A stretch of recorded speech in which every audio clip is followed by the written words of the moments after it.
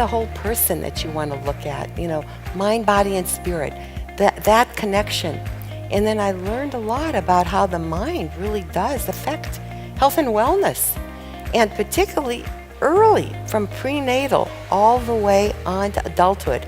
The child is a whole child, and the secret for how that child gets from the red, wrinkly little newborn to the empathetic, compassionate 3-year-old is by bringing those all together and interweaving these separate domains. It is genuinely a whole child. One of the things that the behavioral and brain science has shown us is that these children come into the world so ready. We've been hearing experience dependent. It's experience expectant, meaning the brain is sitting there waiting so much ready for input, map its architecture. And so this idea that the brain is ready and it's we who are providing that input, that begins right at the beginning in the most sophisticated ways you can imagine. The child begins life open to relationships and ready for the world. And most babies come into the world ready for everything, and they're looking for people, and they're looking for experiences, and they're full of wonder. Fathers matter. Fathers matter. Fathers as mothers make a unique contribution to children's development. I'm going to focus on prenatal involvement for today, because I think this period of development is really critical. It's almost a missed opportunity. The fathers who are involved in this time are more likely to stick around later, and also I think it really sets the stage for later development. Our parents who are working are stressed, our teachers are frustrated and overwhelmed, our college students are stressed and anxious, and our high school kids are tired, bored, and stressed. How many of you feel like that's just like, we're living the good life? In order for a situation to induce a stress response, it has to be novel. It has to be unpredicted or unpredictable. It must be threatening to your ego. And finally, you must have the feeling you don't have control over the situation. So in order for you to remember this, it's gonna work.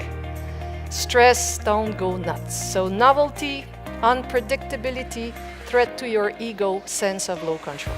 The reduction of stress, and in particular of toxic stress, of chronic activation of the biological stress response system, which can really get things off track. That reducing those sources of stress is critical for programs to be able to do in order to maximize the chances for healthy development. So the next time anyone asks you, why should I control my stress? Here's the answer: because it spills over on those you like. No one stress resembles another, and I think we tend to say early adversity or early stress as one thing, and it's not. And within these kinds of different stresses, different child disposition or temperament or susceptibility play out differently. It's going to come down to being able to understand where is that individual child in space, what are the prospects, and how do we deal with it. So it's the ability to collect a lot of information, mobilize it, but towards exactly the same question that every one of you showed up here today to ask. What can we do for an individual child that's sitting in front of us?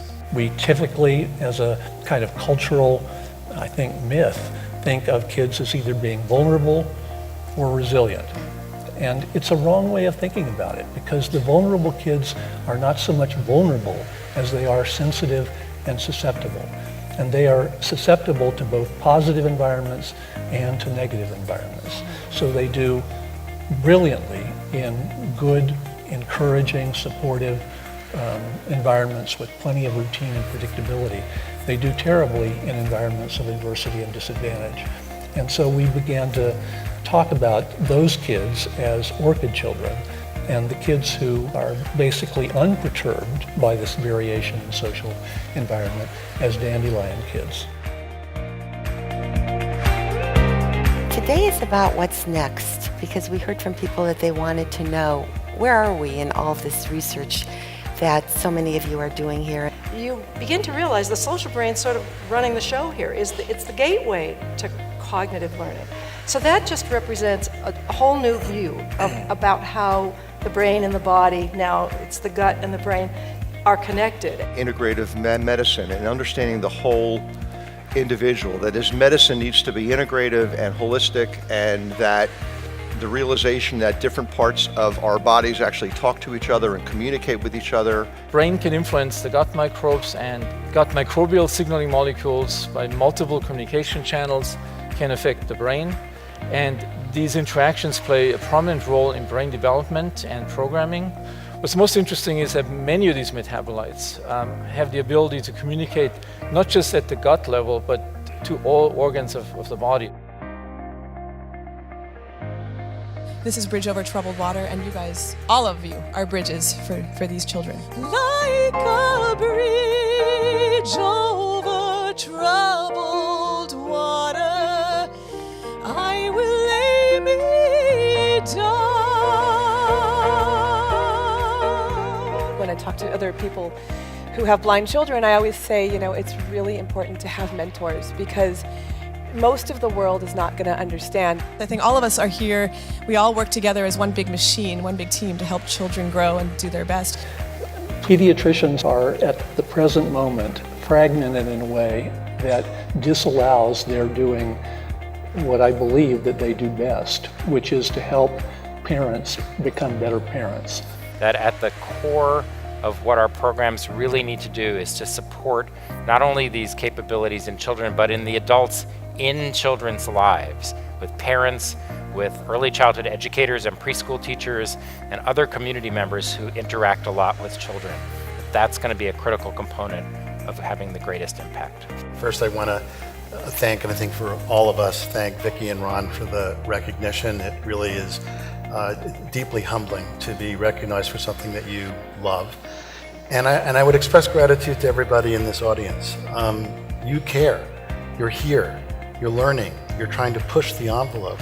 And each of us in our individual roles, whether we're clinicians or researchers, as parents, and I would argue as citizens, can make a real difference in the lives of babies and toddlers and young children. And I would really encourage you, not just in your individual interactions with babies and with parents and young children, but in your roles as citizens, that you get involved.